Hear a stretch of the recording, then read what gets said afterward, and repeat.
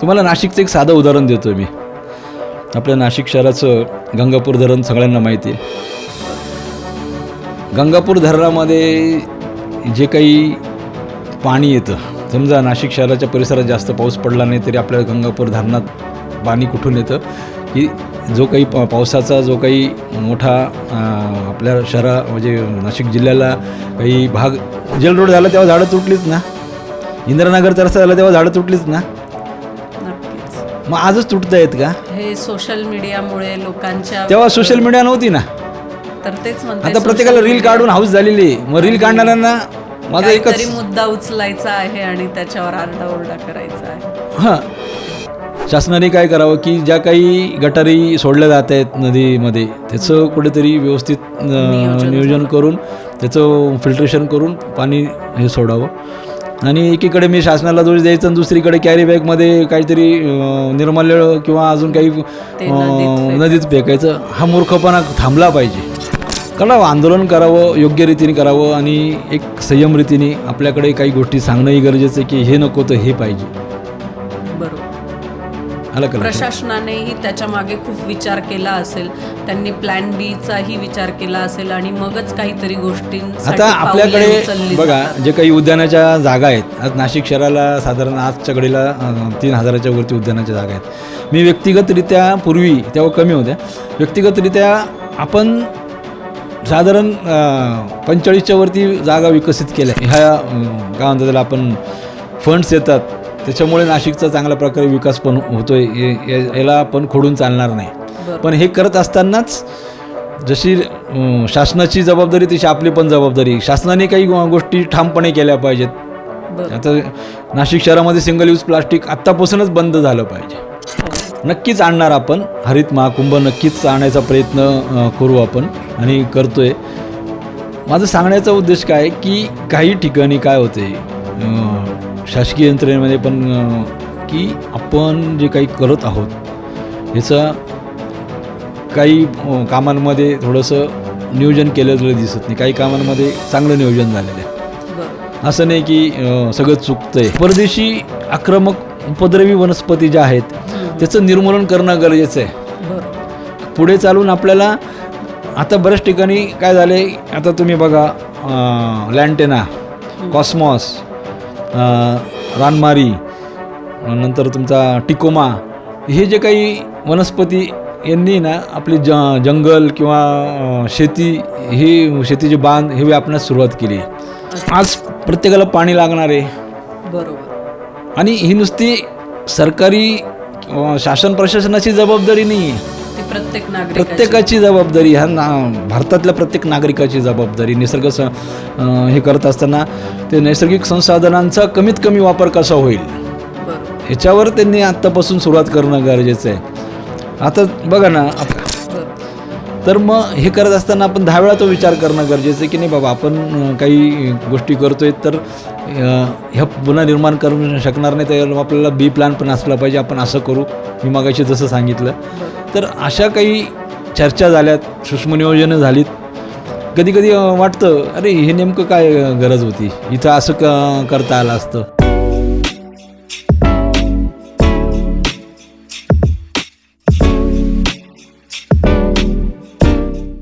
हाय, hello, नमस्कार.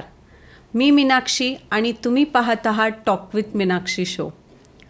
मित्रांनो, आज आपण भारताच्या स्वातंत्र्याचे 80 वर्ष साजरी करत आहोत.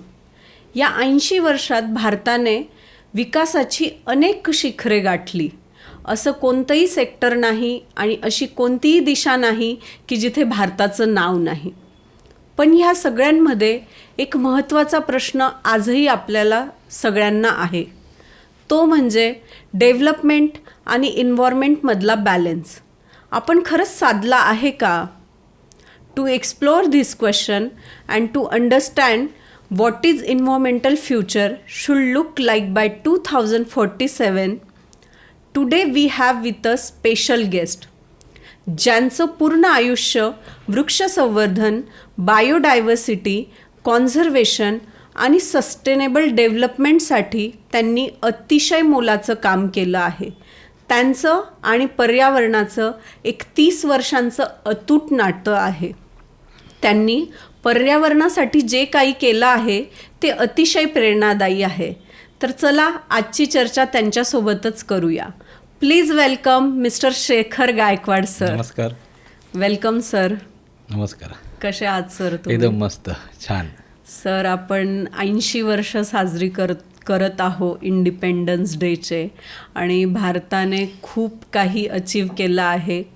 असं कुठेही नाही की भारताचं नाव नाही, पण ह्या सगळ्यांमध्ये कुठे ना कुठे इन्व्हायरमेंट मागे सोडत चाललो आहे आपण, असं वाटतं का तुम्हाला? काय मेजर चेंजेस तुम्ही 1947 पासून 2026 पर्यंत बघितले? प्रथम सर्वांना नमस्कार. आता भारताचा स्वातंत्र्य होऊन 79 वर्ष झालेत आणि 80वा आपण स्वातंत्र्य दिवस साजरा करणार आहोत. आपण हा 80 वर्षाचा जो कालावधी बघितला आणि येणारा पुढचा 20 वर्षाचा आपण त्याच्यासाठी जर सूक्ष्म नियोजन करून ठेवलं तरच खऱ्या अर्थाने हा स्वातंत्र्याची शतक पूर्ती करताना तो आनंद येणाऱ्या पिढीला मिळणार आहे. बरोबर. आता आपण निसर्गाच्या बाबतीत विचार केला तर प्रथम आपण 1947 म्हणजे ज्यावेळेस आपल्याला स्वातंत्र्य मिळालं त्यावेळेसपासून आपण काही घटना बघितल्या गरजेचं आहे. आता त्या घटना कुठल्या आहेत तर आपण प्रथमतः लोकसंख्येवर हा विषय आणणं गरजेचं आहे. बरोबर.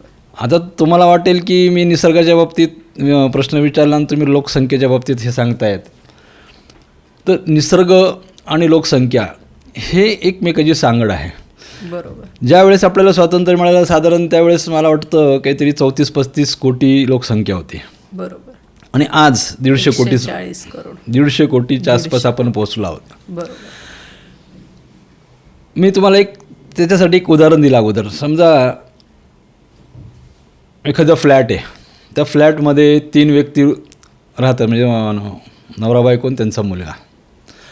कालांतराने 1000 स्क्वेअर फीटचा फ्लॅट आहे. कालांतराने त्या मुलाचं किंवा मुलाचं लग्न होणार आणि त्या फ्लॅट 1000 स्क्वेअर फीटमध्ये 4 नंतर 5-6 अशा व्यक्ती होणार. म्हणजे जो 1000 स्क्वेअर फीटचा फ्लॅट आधी 3 लोक शेअर करत होते, त्यानंतर ह्या घडामोडीनंतर ते साधारण 5-6 लोक शेअर करणार आहे. मग त्या 5-6 लोकांसाठी व्यवस्थित जागा करण्यासाठी सुरुवातीच्या ज्या काही गोष्टी करून ठेवलेल्या असतील त्या कुठेतरी आपल्याला हे करावं लागतील, रिमूव्ह करावं लागतील आणि यांच्यासाठी नवीन नियोजन करावं लागेल. तर लोकसंख्येच्या बाबतीत आपल्याला तसंच झालेलं आहे. 35 कोटीच्या आसपास त्यावेळेस आपली लोकसंख्या होती आणि आता 150 कोटी आहे. तर हे करत असताना आपण काय केलं, फक्त लोकांसाठी विचार केला आपण विकास करताना. बरोबर.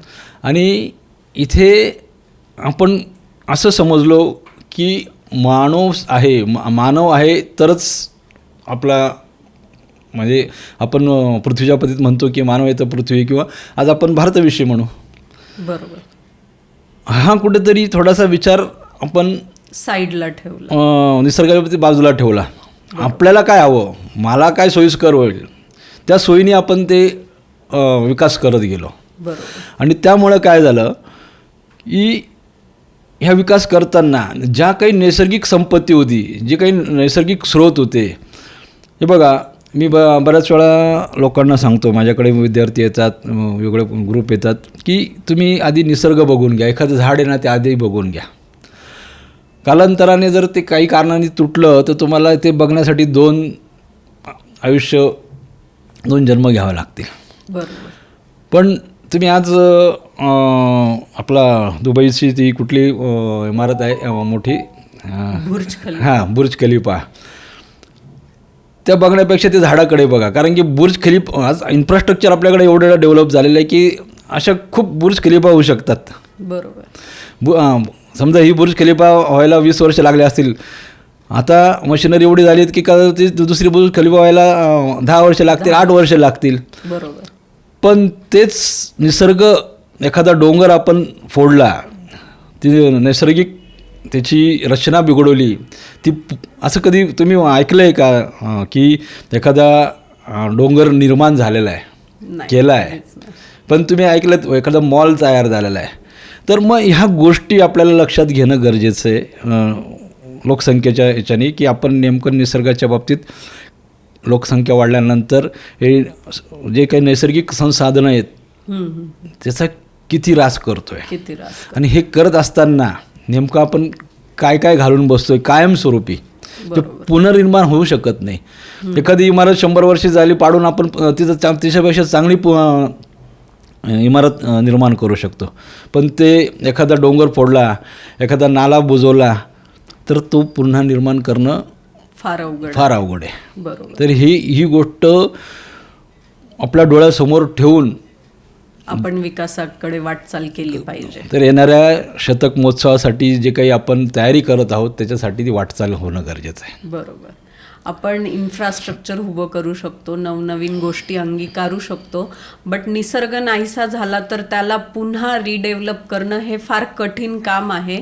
तर थोडं निसर्गाकडे आपला कल गेला पाहिजे. आपण काय झालंय, आपण शिकल्यामुळे किंवा काही गोष्टींमुळे आपण स्वतःला खूप हुशार समजायला लागलो. बरोबर. आपण हे तर सर्व आहे. पण ह्या आपल्या अतिरेक विचारसरणीमुळे आपण नेमकं येणाऱ्या पिढीला काय देऊन जाणार आहेत. तुम्हाला नाशिकचं एक साधं उदाहरण देतो मी. आपल्या नाशिक शहराचं गंगापूर धरण सगळ्यांना माहिती आहे. बरोबर. गंगापूर धरणामध्ये जे काही पाणी येतं, समजा नाशिक शहराच्या परिसरात जास्त पाऊस पडला नाही तरी आपल्या गंगापूर धरणात पाणी कुठून येतं, की जो काही पावसाचा जो काही मोठा आपल्या म्हणजे नाशिक जिल्ह्याला काही भाग लाभलेला आहे, जसं इगतपुरी आहे, त्र्यंबकेश्वर आहे, सुरगाणा आहे, अशा प्रकारे. तर त्र्यंबककडे जे काही पावसाचं पर्जन्य म्हणजे पाऊस पडतो, तर तिथनं जे काही नैसर्गिक नाले तयार झालेले आहेत, बरोबर, ते नैसर्गिक नाले आपल्या धरणापर्यंत कुठे ना कुठे येऊन ते पाणी मिळवतात. आज तुम्ही विचार करा ना, तुम्ही आज त्र्यंबकेश्वरकडे फिरायला गेलात तर बरेचसे फार्म हाऊसेस झालेत. बरोबर. फार्म हाऊसेस झाले, वाईट नाही झालं, पण फार्म हाऊस कसे झालेत हे खूप वाईट झालं आहे. कसे झालेत तर त्यांनी बऱ्याच ठिकाणी नैसर्गिक नाले दाबून टाकलेत. बरोबर. कालांतराने काय होणार आहे, जे निसर्गाने दिलेलं पाणी आपल्या गंगापूर धरणामध्ये साठवत होतं, म्हणजे पूर्वी 100 नाल्या असतील, आता केवळ ते मला वाटतं 30-40 नाल्यांवर आले असतील. कारण की जिथे जिथे त्यांनी नैसर्गिक नाल्यांचा दाबून टाकलेत. तर माझं म्हणणं आहे की हे नैसर्गिक जे नाले आहेत हे आपल्या देशाची धरोहर आहे. बरोबर. ती एक नियम असला पाहिजे की कुठलाही नैसर्गिक नाला कुठल्याही ठिकाणी दाबला गेला नाही पाहिजे. बरोबर. तुम्ही तिथं जॉग्राफिकल स्ट्रक्चर हे करून तुम्ही जे फार्म हाऊसेस बांधले असते तर चांगलं झालं असतं. म्हणजे दोन्ही गोष्टी झाल्या असतात. तुम्हाला तुमची सेकंड होम पण चांगलं झालं असतं. बरोबर. आणि निसर्गाचं कुठे ऱ्हास पण झाला नसता. तर ह्या गोष्टी आपण लक्षात घेणं गरजेचं आहे. बरोबर. जेव्हा आता आपण 2047मध्ये महासत्ता होण्याचं स्वप्न बघत आहोत, सगळ्यांना आशा आहे की इंडिया एक सुपर पॉवर म्हणून आजही आहे आणि त्यावेळी असणार आहे जेव्हा आपण 100 वर्ष स्वातंत्र्याची पूर्ण करू. तर तुम्हाला काय वाटतं की ह्या येणाऱ्या 20 वर्षांमध्ये सगळ्यात मोठा निसर्गाशी आपल्याला काय चॅलेंज आहे? लोकसंख्या आणि निसर्ग याचं सुसूत्रीकरण म्हणजे बॅलन्स ठेवणं हे खूप मोठा चॅलेंज आहे. बरोबर. काय झालं आहे, प्रत्येकाला घाई झाली आहे, प्रत्येकाला खूप फास्ट जायचं आहे. त्याच्यासाठी मोठमोठे हायवे निर्माण होत आहेत. बरोबर. सरळ सरळ महामार्ग तयार होत आहेत. मग हे करत असताना आपण ज्या काही शेतीप्रधान देशातून भागातून महामार्ग तयार होत आहेत, जंगलांचं नुकसान होतं आहे. बरोबर. तर दूरदृष्टी ठेवून ह्या गोष्टींचा विकास होणं फार गरजेचं आहे. बरोबर. इन्व्हायरमेंटला लक्षात घेऊन नक्कीच आधी त्याच्यावर म्हणजे विचार केला पाहिजे. मी नेहमी सांगत असतो की आपल्याला शाळेमध्ये एक विषय असला पाहिजे, शिवार वाचन. ओके. शिवार वाचन म्हणजे काय की मुलांमध्ये 5वी किंवा 2री-3रीपासून तर 9वीपर्यंत हा एक त्यांचं मानसिक विकास व्हावा आपल्या अवतीभोवतीच्या भौगोलिक परिस्थितीवर.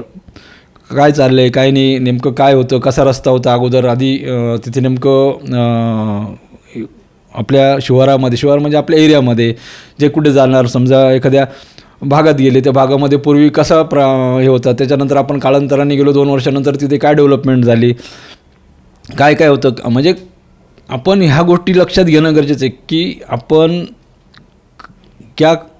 काय म्हणजे आपण काय करतो आहे त्याच्यावर लक्ष दिलं पाहिजे. म्हणजे त्याला क्या खोया क्या पाया, बरोबर. म्हणजे आपण नेमकं हे करत असताना काय घालून बसलो आणि काय आपण मिळवतोय, बरोबर.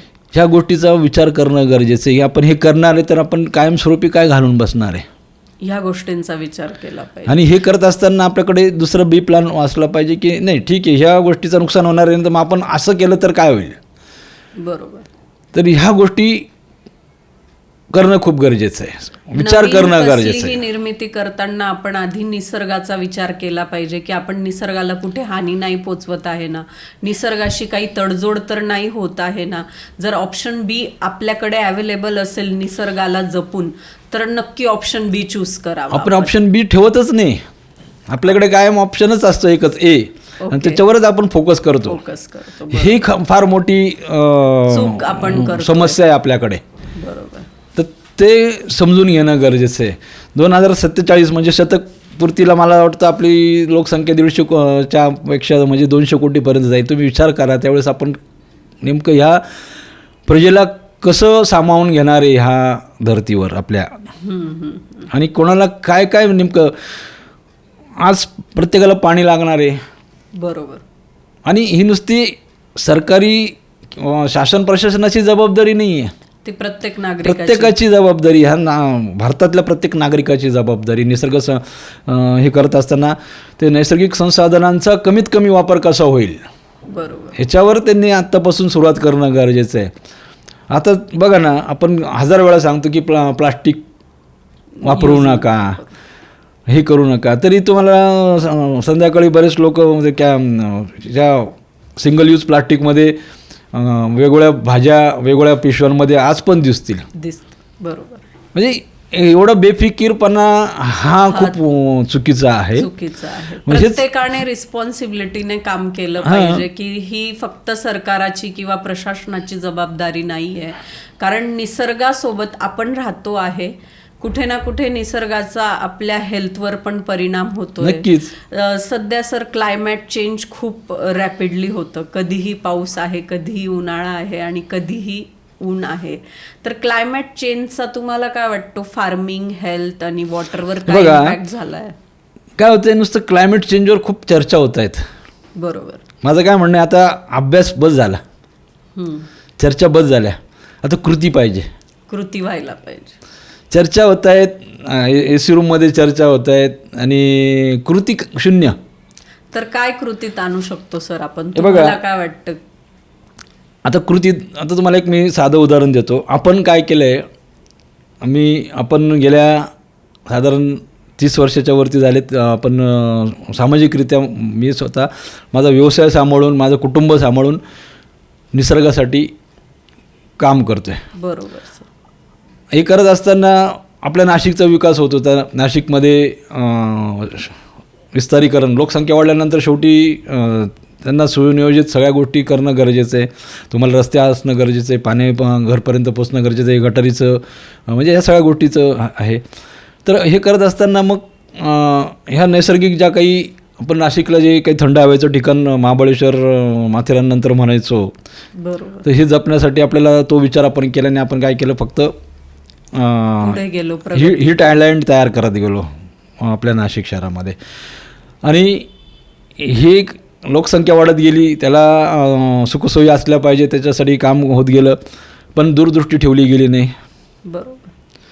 तर ह्या गोष्टी समजून घेणं गरजेचं आहे की प्रत्येकाने हा भाग की आपण जे काही करणार आहोत हे पुढे चालून काय झालं पाहिजे, आणि हाच विचार करून मग आपण काय केलं की नुसतं चर्चा व्हायची, अरे पूर्वी हा पक्षी दिसायचा, मग हे झाड होतं ते नष्ट झालं. तर मग आपण एक नाशिक देवराई म्हणून सुरुवात केली गेल्या 12 वर्षापासून. बरोबर. नाशिक देवराई आपली सातपूर MIDC जवळ शिवाजीनगर आहे. म्हणजे आपल्या नाशिक शहराच्या पश्चिमेला जी काही पश्चिमेची सीमारेषा त्याच्यावर आहे. तो पूर्वी फाशीचा डोंगर म्हटला जायचा आणि त्याला कुठलाही असा इतिहास नाही. जर लोक जे म्हणतात की तिथं पूर्वी इंग्रज फाशी देत होते वगैरे, असा काही इतिहास नाही आहे तिथे. एका व्यक्तीला तिथल्या गावकऱ्यांनी फाशी दिली होती, मग त्याचं तो नाव पडलं. कुठे गेलं त्या डोंगर, कुठला ते फाशी दिली त्या डोंगरावर, मग ते फाशीचा डोंगर झाला. मग तो पश्चिमेकडनं जे वारे वाहतात नाशिकच्या लोकांना, तर ते ऊर्जा देणारे असले पाहिजे, सकारात्मक ऊर्जा असली पाहिजे त्याच्यामध्ये. मग त्यासाठी आपण त्याला नाशिक देवराई नाव दिलं. आणि त्या डोंगरावर काय झालं की या इन्व्हॅजिव्ह स्पेसिस म्हणजे आक्रमक उपद्रवी परदेशींची लागवड झालेली होती, जे ग्लेरिसिडे आपण त्याला म्हणतो. मग अशा ठिकाणी आपल्या नाशिक शहरामधल्या जे काही हळूहळू नामशेष होत चाललेल्या वृक्ष प्रजाती असो, नामशेष होत चाललेले पक्षी असो, यांचं हक्काचं निवासस्थान व्हावं, निवारा व्हावा, त्यांना तिथून कोणी परत हाकलू नये. तर म्हणून आपण ती 100 एकरची जागा वन विभागाने सहकार्य केलं, आपल्याला ती जागा दिली. तर तिथे आपण ती स्थापना केली आणि त्या झाडांमध्ये, त्या ग्लेरिसिड्यासारख्या झाडांमध्ये आपली झाडं लावून हळूहळू ती ग्लेरिसिड्याची पण झाडं कमी केली. आज नाशिक देवराई 100 एकरमध्ये त्याच्यामध्ये पर्यावरणीय परिसंस्था चांगली अबाधित झालेली आहे. म्हणजे छोट्या छोट्या कीटकांपासून तर आज बिबट्या आहे, तिथे तरस आहे, आता साळींदर आले. तर या सर्व गोष्टी तिथे हे झाल्या आहेत. तशीच आपण नाशिक वनराई म्हसरूळजवळ केली, ती 40 एकरमध्ये डेव्हलप केली. तर इथे त्यांना हक्काचं निवारा म्हणजे येणाऱ्या पिढीला आपण तिथे बोलत असतो की या बघा, ज्याला आवड आहे त्यांनी निसर्गासाठी भेट द्या. तिथं फुलपाखरं कुठल्या प्रकारचे येतात ते बघा, ज्या काही प्रजाती नष्ट झाल्या त्याचा जाऊन तुम्ही त्यांना भेटू शकतात, त्यांचं अभ्यास करू शकतात. आपण तिथे QR कोड पण लावले सोप्या भाषेतले की तुम्ही त्या झाडाजवळ उभं राहून त्या झाडाला वाचू शकतात. अच्छा. तर हे पुढच्या पिढीसाठी आपण करतो आहोत. तर असल्या काही गोष्टी होणं गरजेचं आहे. आपण नुसतं सांगत नाही, तर आपण करत आलोय आणि ते करत राहायला पाहिजे. बरोबर. तर प्रत्येकाने आपला सहभाग नोंदवला पाहिजे. निसर्गामध्ये काहीतरी भर आणली पाहिजे, नाही की निसर्गाचा ऱ्हास केला पाहिजे. बरोबर. तर जेव्हा आपण 2047 मध्ये 100 वर्ष सेलिब्रेट करू सर, तुम्हाला काय वाटते, सगळ्यात मोठी चिंता काय असेल आणि सगळ्यात मोठी आशा काय आहे तुम्हाला? सगळ्यात मोठी चिंता ही शेती आहे माझ्यासाठी. शेती आणि निसर्ग हे दोन्हीची सांगड एक घट्ट आहे. बरोबर. आता तुम्ही म्हणाल शेती कसं काय झालं आहे, पूर्वी जेव्हा आपल्याला स्वातंत्र्य मिळेल त्या काळामध्ये, म्हणजे आपण एक उदाहरण घेऊ आपल्या दोघांचं. समजा तुम्हाला, मला, तुमच्याकडे 100 एकर जमीन असेल, माझ्याकडे 50-50 एकर जमीन असेल त्या काळामध्ये. तर हळूहळू आपल्या कुटुंब व्यवस्थेमध्ये लोक वाढत गेलीत. बरोबर. समजा त्या काळात मी होतो असं समजा, आणि माझ्याकडे 50 एकर जमीन आहे. मग मला 4 मुलं, म्हणजे 4 मुलांमध्ये ती विभागणी झाली. त्या 4 मुलांचे पण 2-2 मुलं, अशी ती शेतीची विभागणी झालेली आहे. बरोबर. आज अक्षरशः अर्धा एकरची शेती आलेली आहे. मग खाणारे तर खूप वाढलेत, पण पिकवणारे कमी होत चाललेत. ही मोठी समस्या आहे. आणि मग हायब्रिड फ्रूट्स, हायब्रिड व्हेजिटेबल्स, तर ह्या समस्येवर खूप काम करणं गरजेचं आहे. बरोबर. म्हणजे जे काही आपण विकास होणं गरजेचं आहे, कारण की लोकसंख्या एवढी वाढणार आहे, त्यांना काही गोष्टी होणार आहे, पण विकास होणं गरजेचं आहे. आणि ह्या गोष्टीसाठी शासकीय, राजकीय, सामाजिक संस्था, उद्योजक पुढे आलं पाहिजे आणि सामान्य माणसाने पुढे आलं पाहिजे. आपण बघतो आज फक्त तेवढ्यापुरता खूप चर्चा होऊन जातात आणि एक तर वलयाच्या बाहेर माणूस पडला का तो परत आपल्या घरच्यात हेच असतो. तर ह्या कुठेतरी प्रत्येकाने आपली जबाबदारी समजून, मला वेळ नाही किंवा मला आवड नाही, ही कोणाच्या वेळेची आवडीची गोष्ट नाही आहे, ही गरजेची जबाबदारीची आणि येणाऱ्या पिढीसाठी करून ठेवणारी गोष्ट आहे. जसं आपण बँक बॅलन्सचा विचार करतो ना, की माझ्या मुलांना मला याला हे द्यायचं, तसं हे पण गरजेचं आहे. बरोबर. आणि कुठेतरी निसर्गाची भेट पण दिली. आजपासून हे सूक्ष्म नियोजन नाही झालं तर येणाऱ्या काळामध्ये 200 कोटी लोकांना शेतीमधून तुम्ही काय द्याल? हा खूप मोठा प्रश्न आहे. जागा कुठे असणार आहे, निसर्गासाठी काय द्याल? कारण की नुसती शेती पण करून चालणार नाही, नुसतं आपण म्हणतो वृक्ष लागवड ती पण चालणार नाही. आणि वृक्ष लागवड करताना हा एक मोठी समस्या आहे की आपल्याकडे काही लोक त्याच्यात सजग झालेत, प्रबोधन झाले की नाही झाडं लावायचीत, नुसते झाडं लावतात, उपक्रम राबवतात. हां. आणि पण आता तुम्हाला एक गंमत सांगतो. आता समजा मी गेलो एखाद्या हॉटेलमध्ये खाऊन आलो, बरोबर, माझे 4 मित्र आहेत, तुम्ही विचारणार मला, मी काय सांगणार, मी खाऊन आलो. तू काय खाल्लं? नाही मी खाऊन आलो असं सांगणार का? मी सांगेल असं असं असा पदार्थ होतो, तो खूप छान होता, हे होतं ते खूप छान होतं.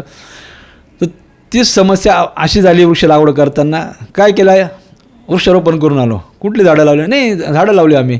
किती लावली? 1000 लावली, 5000 लावली. अरे पण नेमकं काय लावलं आहे? आपली जैवविविधता, आपल्या भारतामध्ये वेगवेगळे जे काही वातावरण आहे त्या वातावरणाच्या हिशोबाने जर आपण वृक्षारोपण केलं आणि तिथली जैवविविधता, तिथली नैसर्गिक परिसंस्था जर आपण अबाधित ठेवण्याचा प्रयत्न केला तर खऱ्या अर्थाने वृक्ष लागवडीला फायदा आहे. नाहीतर आम्ही फक्त झाड लावतोय, अर्थ नाही. मग ते वेली कोणी लावायच्या, ते झुडपं कोणी लावायची? बरोबर बरोबर. निसर्गाला, क्लायमेटला काय सूट हां, होतंय, पर्यावरणीय त्या- परिसंस्था अबाधित ठेवायला ची असेल तर तुम्हाला त्या वातावरणाच्या निगडीतच वृक्षारोपण करणं गरजेचं आहे. आणि काही लोकांचं काय झालं आहे की आम्हाला 8-10 फुटाची झाडं लावायची, रोपं लावायची, ती ठराविकच प्रकारची, फायकस प्रजातीचीच मिळू शकतात तुम्हाला, बरोबर, एवढे मोठी रोपं.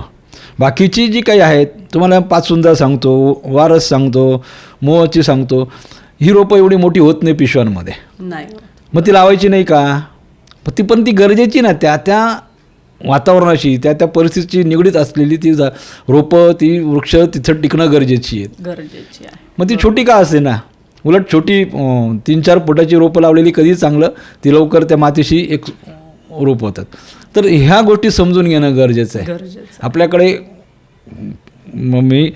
मी दिसलो नाही तरी चालेल, पण मी दिसताना लावताना ते झाड मोठं दिसलं पाहिजे, ते रोप मोठं दिसलं पाहिजे, हा मोठा प्रॉब्लेम आहे.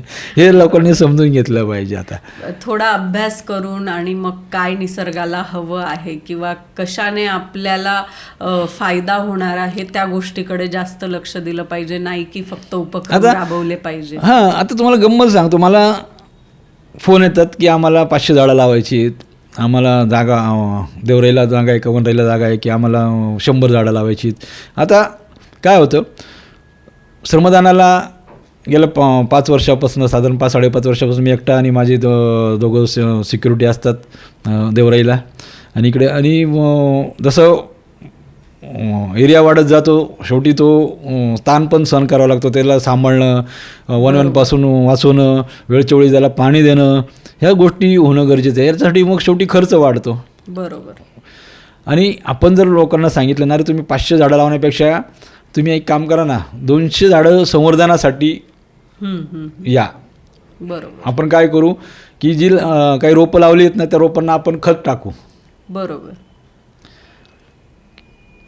लोकांना ते पटतच नाही, आम्हाला वृक्षारोपण करायचंय. फक्त झाड लावण्याकडेच लोकांचा कल आहे, पण त्यांचं संवर्धन पण झालं पाहिजे, हे महत्वाचं आहे. ते जगली पण पाहिजे ना, लावून फायदा काय. गेल्या 3 वर्षापासून मी ते संवर्धनाचा आपण विचार करूया. बरोबर. तुम्ही ठीक आहे, तुम्ही 100 म्हणतात ना, आपण 5 रोपं लावू ना, पण 95 रोपांना जिथे आधी लावलेले ना आम्ही, त्याच्यासाठी नेमकं आळं कसं करायचं. पावसाळ्यामध्ये काय होतं, बऱ्याच लोकांना वाटतं पावसाळ्यामध्ये आपण रोपं लावलीत, झालं, संपलं काम. पण पावसाळ्यामध्ये जास्त सांभाळणं गरजेचं असतं रोपांना, कारण की ती गवतात वेढली जातात. नको असलेल्या वेली त्याच्यावर गुरफटून जातात, त्याच्यामुळे ते दाबून टाकतात. मातीशी ते दाबल्यानंतर कधी कधी पावसामुळे ते सडण्याची प्रक्रिया असते. मग ह्या सगळ्या गोष्टी समजावा लोकांना. ह्याच्यासाठी माझी तळमळ असते की या आपण संवर्धनाचं काम करूया, यावर्षी झाडं न लावता. आणि दुसरी, वृक्षारोपण करताना दुसरी आपल्याला एक मोठं संकट आहे की जे परदेशी आक्रमक उपद्रवी वनस्पती ज्या आहेत त्याचं निर्मूलन करणं गरजेचं आहे. बरोबर. पुढे चालून आपल्याला आता बऱ्याच ठिकाणी काय झाले, आता तुम्ही बघा लँटेना, कॉस्मॉस, रानमारी, नंतर तुमचा टिकोमा, हे जे काही वनस्पती यांनी ना आपली जंगल किंवा शेती ही शेतीचे बांध हे व्यापण्यास सुरुवात केली. अच्छा. आणि ह्या खूप घातक वनस्पती आपल्या पर्यावरणीय परिसंस्थेसाठी. तर मी हे सांगतोय की त्याला आपण 2-3 वर्ष थोड्या वर्षावर पण कमी करू, पण ह्या उपद्रवी वनस्पती हटवू, जेणेकरून नैसर्गिकरित्या तिथली पर्यावरण परिसंस्थेला जागा मिळेल आणि वाढण्यासाठी चांगला त्यांना हातभार लागेल. बरोबर. पण ते लक्षातच येत नाही अजून लोकांना. मला असं वाटतंय की वृक्षारोपणाबद्दल तर खूपच जनजागृती झाली आहे. आता संवर्धनाविषयी जनजागृती व्हायला मी पाहिजे. मगाशी सांगितलं ना, वृक्षारोपणाविषयी झाली आहे. देशी झाडं लावायची माहिती आहे, पण देशी झाडं कुठले वड, पिंपळ, उंबर, बेल, संपला विषय. त्याच्या पलीकडे भरपूर काही आसाना असतो, धावडा असतो, तिवस असतो, कुसुम, हळदू, बरोबर. अशी ही आपली त्याच्याबरोबर हे फायकस प्रजातीमध्ये पायर आहे, आंबा पायर आहे, खडक पायर आहे, ह्या गोष्टी लावणं गरजेचं आहे. हे समजून घेणं गरजेचं आहे. बरोबर. सर, आता जसं नाशिकमध्ये महाकुंभ होणार आहे 2027मध्ये, हा एक ऐतिहासिक आणि धार्मिक क्षण नसून हा नाशिकचं भविष्य पण ठरणारा क्षण असणार आहे. तर कुंभमेळ्यासाठी कोट्यावधी लोक नाशिकमध्ये येणार आहे. तर तुम्हाला काय वाटतं की इन्व्हायरमेंटला काय चॅलेंजेस आहे या कुंभमेळ्यामुळे? ॲक्च्युली इन्व्हायरमेंट म्हणजे निसर्गाला काही असं चॅलेंजेस नाही. जर मी मगाशी सांगितलं ना, तुम्ही तो विकास करताना नियोजन असणं गरजेचं आहे. बरोबर. नियोजन नसलं, नुसतं एवढे लोक येणार आहेत आणि करा काम, पण तो कुंभ संपल्यानंतर फक्त कचराच उरणार आहे का? आपण हरित महाकुंभ जगासमोर आणणार आहे? नाही, तर नक्कीच त्याच्यासाठी आपण काय करायला हवं? नक्कीच आणणार आपण हरित महाकुंभ, नक्कीच आणण्याचा प्रयत्न करू आपण आणि करतोय. माझं सांगण्याचा उद्देश काय की काही ठिकाणी काय होते शासकीय यंत्रणेमध्ये पण की आपण जे काही करत आहोत ह्याचा काही कामांमध्ये थोडंसं नियोजन केलेलं दिसत नाही, काही कामांमध्ये चांगलं नियोजन झालेलं आहे. बरोबर. असं असं नाही की सगळं चुकतं आहे. आणि काही गोष्टी करणं पण गरजेचं आहे, ते त्यांना करावं लागतं आहेत. बरोबर. हरितकुंभ मी मगाशीच सांगितलं ना, हरितकुंभ करायचा ना, हा आपण काय करतो, शासकीय राजकीय व्यवस्थेवर लाटून आपण मोकळे होऊन जातो. तसं नाही आहे. हे आपली जबाबदारी नागरिक म्हणून जबाबदारी आहे. नागरिक काही सूचना आपण व्यवस्थितरित्या आपण संयम ठेवून आपण व्यवस्थित चर्चा करून काही सूचना देणं गरजेचं आहे. त्याच्यावर चांगला परिणाम पण होतो. आज कुंभामुळे आपल्या नाशिकचा विकास होतो हे विसरून चालणार नाही. बरोबर.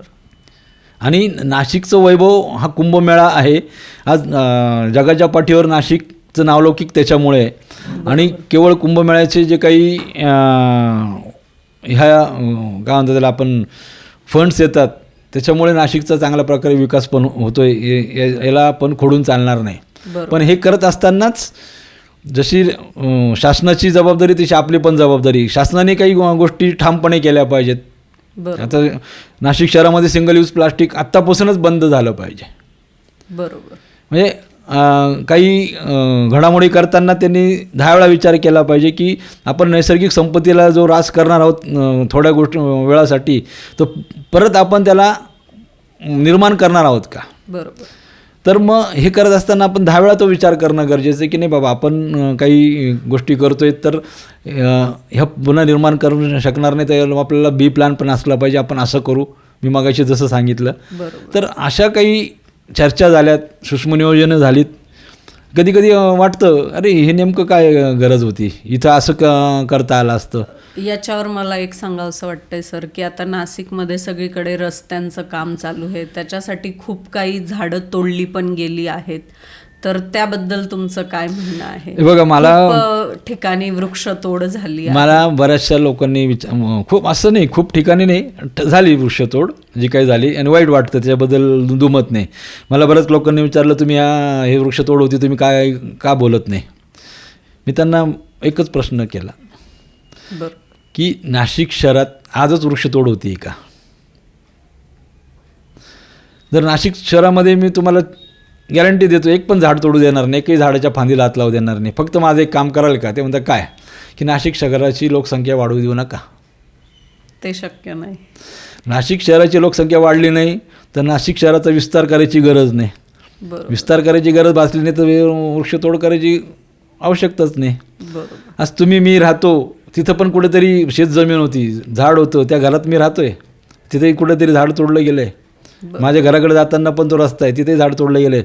पण मी आज विनाकारण कुठेतरी जाऊन आरडाओरडा करायची. काही गोष्टी समजून घेणं, प्रॅक्टिकली समजून घेणं गरजेचं आहे. महत्त्वाचं आहे. बरोबर त्याला पर्याय असतात, ते पर्याय पण आपण हे करणं गरजेचं आहे. बरोबर. नुसतं आरडाओरडा करून चालणार नाही. तर त्याच्यासाठी आपण स्वतः जबाबदारीने पुढे आलं पाहिजे.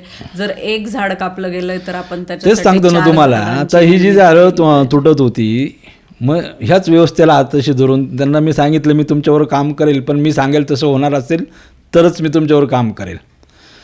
तर ह्याच व्यवस्थेबरोबर मी आत्तापर्यंत साधारण 8,500 ते 9,000 झाडं लावून घेतलीत आणि चांगल्या चांगल्या ठिकाणी झाडं लावून घेतलीत आणि चांगली झाडं लावून घेतलीत. असं नाही की कुठली आणलेन लावलीत.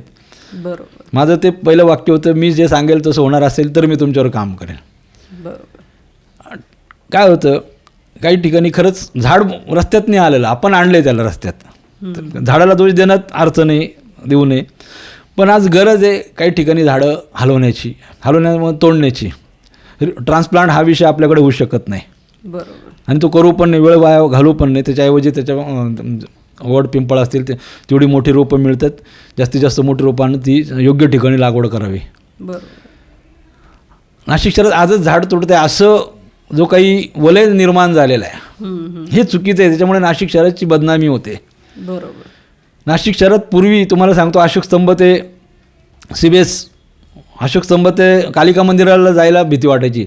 अशोक स्तंभ ते सीबीएस इथे काजवे दिसायचे. हो. आलं लक्षात. मग ती झाडं तुटलीच ना. फ्लायओव्हर झाला तेव्हा झाडं तुटलीच ना. जेल रोड झाला तेव्हा झाडं तुटलीच ना.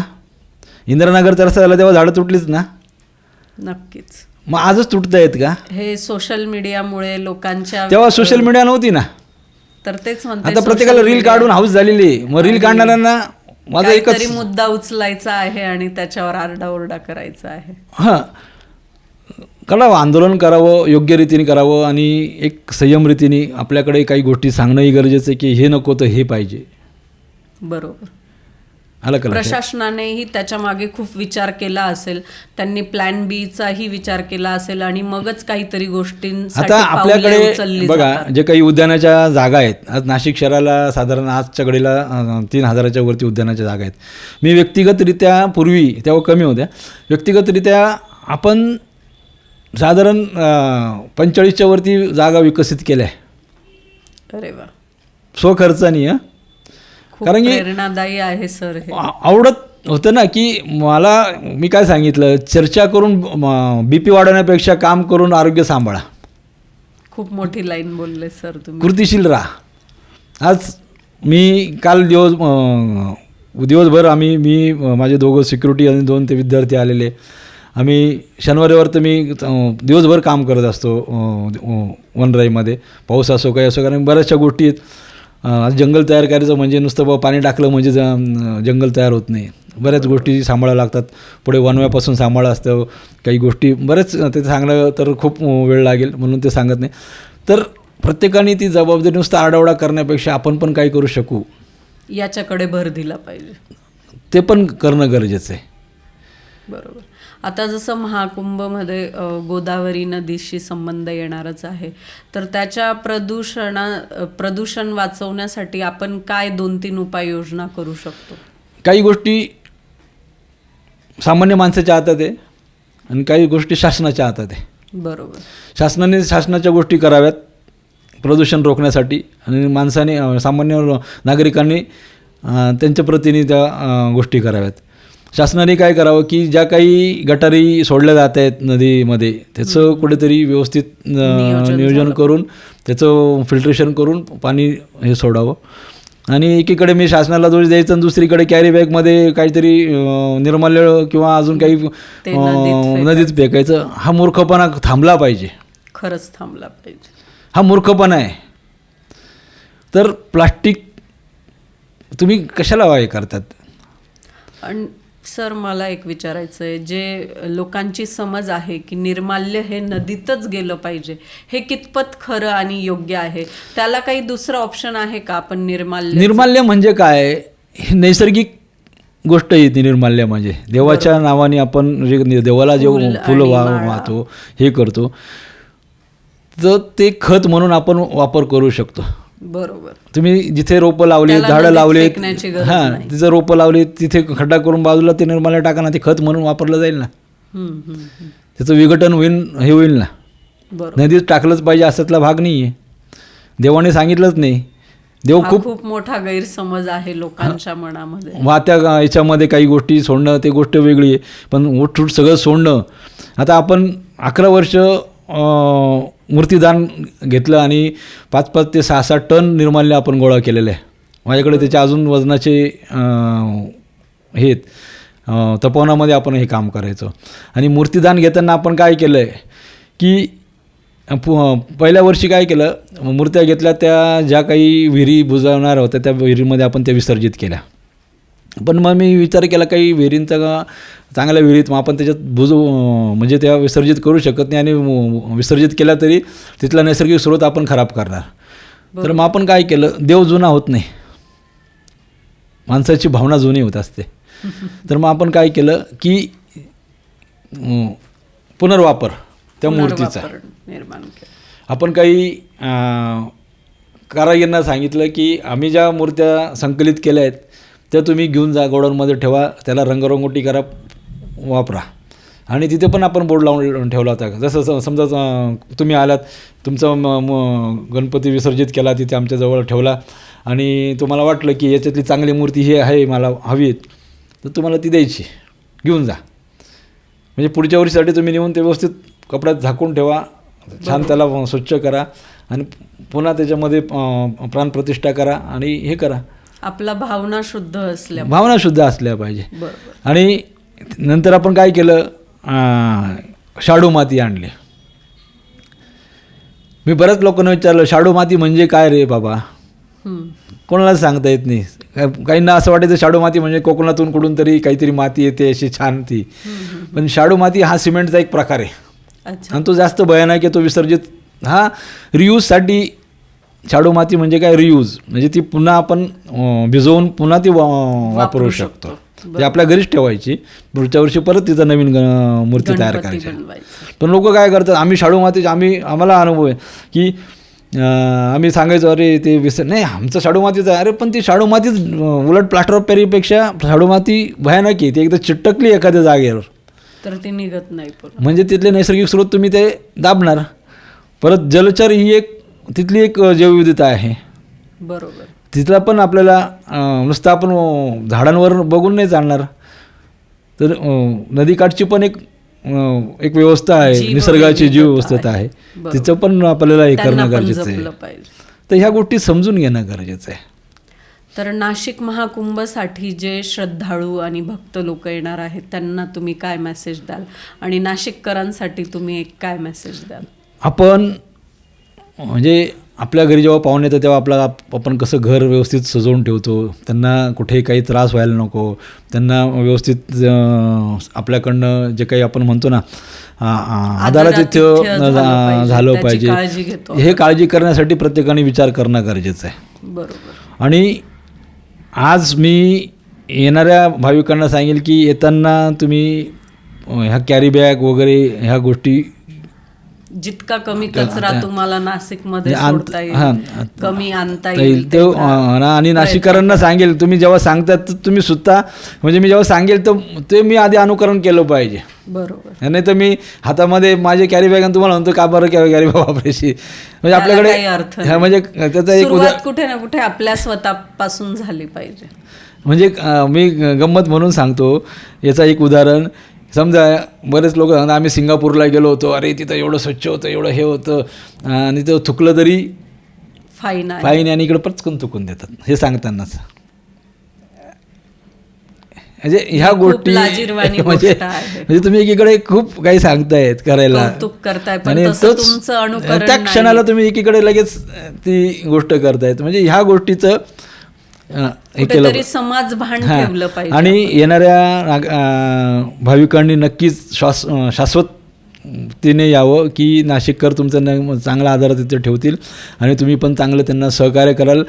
कदाचित नैसर्गिक आपत्तीने काही घडामोडी झाल्यात तेही तुम्ही समजून घ्याल, एवढीच आपली भावना असेल त्याच्या.